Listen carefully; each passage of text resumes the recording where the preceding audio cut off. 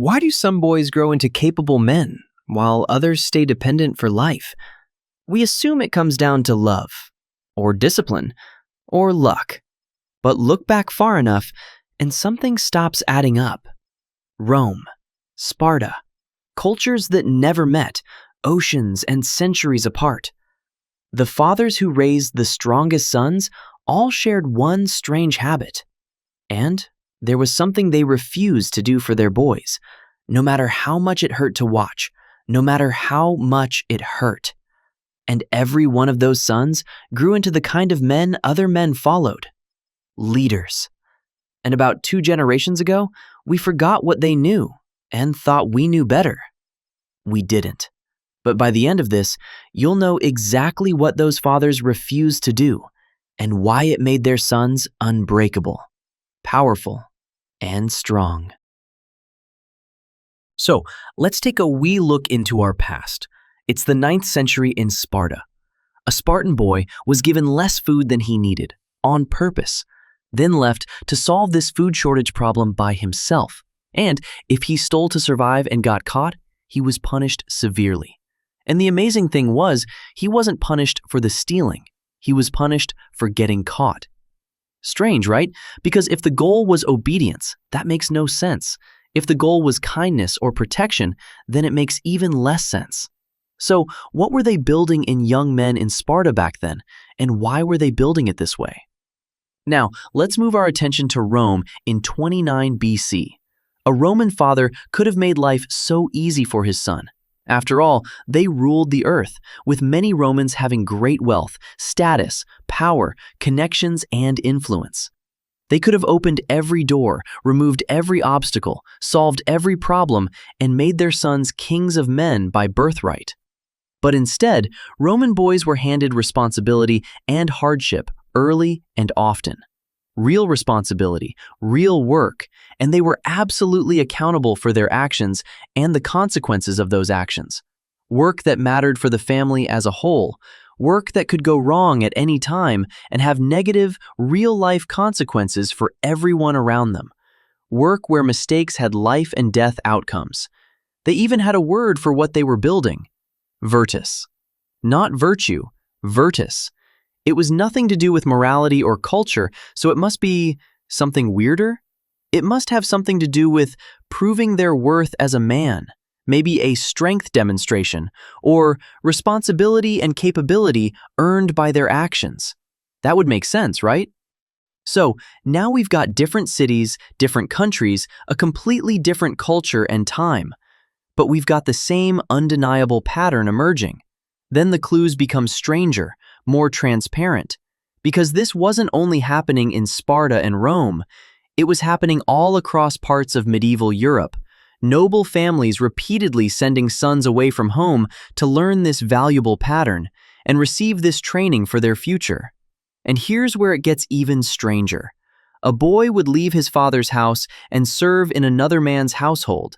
In fact, he would work, learn, fail, adapt, do what he was told, represent his family with honor, and earn respect from the host family. Then, eventually, after many years, return home. Why? Why would a father willingly remove himself from the process of raising his son? Why would a loving father choose distance over protection? And why would this be good for all involved? The clues keep pointing in the same direction. And here's what we discovered. So let's take a look at something a little more practical, from Roman times to our recent past, that we can understand immediately for a better understanding. Let's look at apprenticeships. For hundreds of years, boys learning trades entered workshops where failure was unavoidable. They ruined materials, made expensive mistakes, wasted days of work correcting those mistakes. They frustrated masters, embarrassed themselves, and added no value at all. And yet, nobody rushed in to save them. No protection from the consequences at all. Nobody took over. Nobody said, "Stand aside, I'll do it for you." Because the mistake wasn't a bug or a problem. It was the process.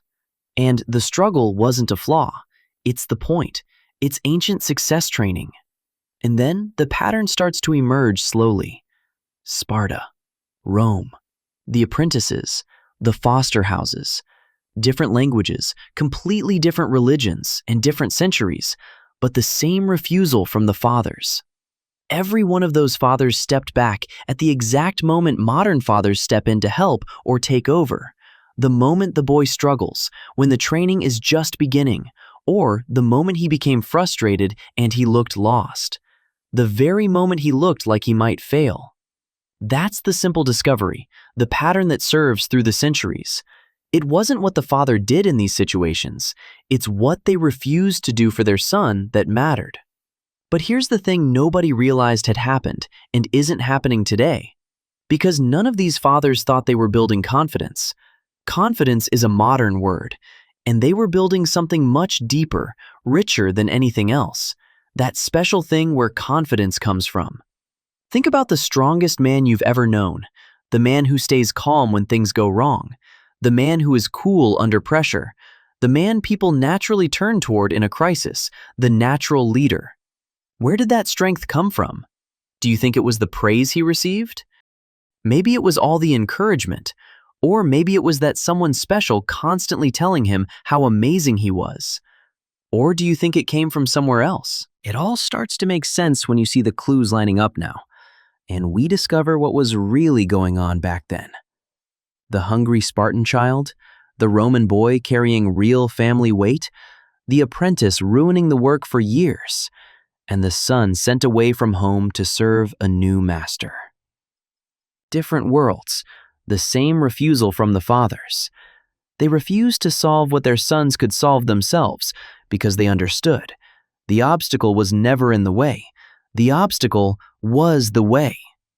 They weren't testing boys or being cruel to them.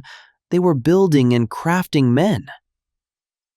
Because a boy can't be given strength by anyone, he can only build it for himself. He climbs the tree himself, falls himself. He makes the mistakes himself and must solve the problem himself.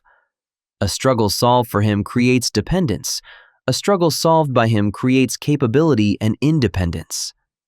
That's why those fathers refused to do for their son what they could do for themselves. They refused to steal their son's struggles.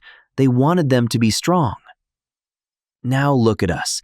Look where we are with our modern parenting philosophy. At the first sign of struggle, we step in.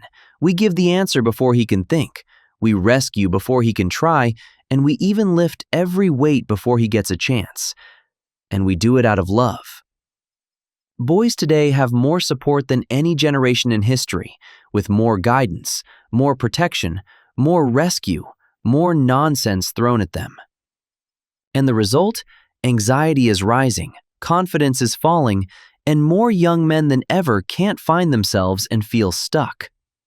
So, here's the question we can't avoid.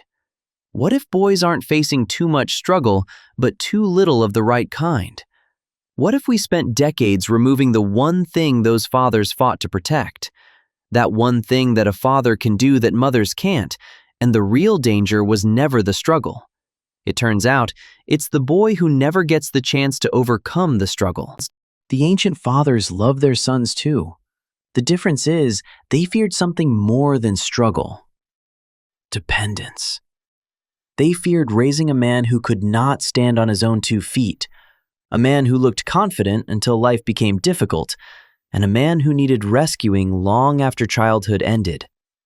A man that couldn't take care of himself and his family. And so, they chose something harder, a better way. They chose short-term discomfort in exchange for long-term strength, and they let the struggle do the work and build the man. So, here's the challenge. As soon as you possibly can, today and every day moving forward, find one problem your son can solve himself. It doesn't matter which one, something small to start, depending on his age, but something frustrating, hard, and out of his comfort zone. Then do nothing. Don't rescue, don't help him, and certainly don't step in. Let him wrestle with it. Let him think and figure it out. Let him fail, fall, get up, and let him try again and again. Everything inside you will want to help. That's the line you don't cross, and your warning sign. the desire to help. That's the exact line those fathers stood on for thousands of years but refused to cross. Hold the line and know, on the other side of that struggle is something your son cannot get any other way. The proof. Proof that he can do it on his own when given the chance. And a boy who collects enough proof eventually becomes a man who no longer needs someone else to believe in him. He believes in himself because he already has the evidence in his bones. That's what those fathers understood. And that's what we forgot in the last couple of decades. If you'd rather raise a strong son than give him an easy childhood, you're in the right place, finally. Subscribe, because every week we'll look at one more thing the old fathers understood and the rest of us forgot. And watch this one next. What a father's approval does to a son's brain.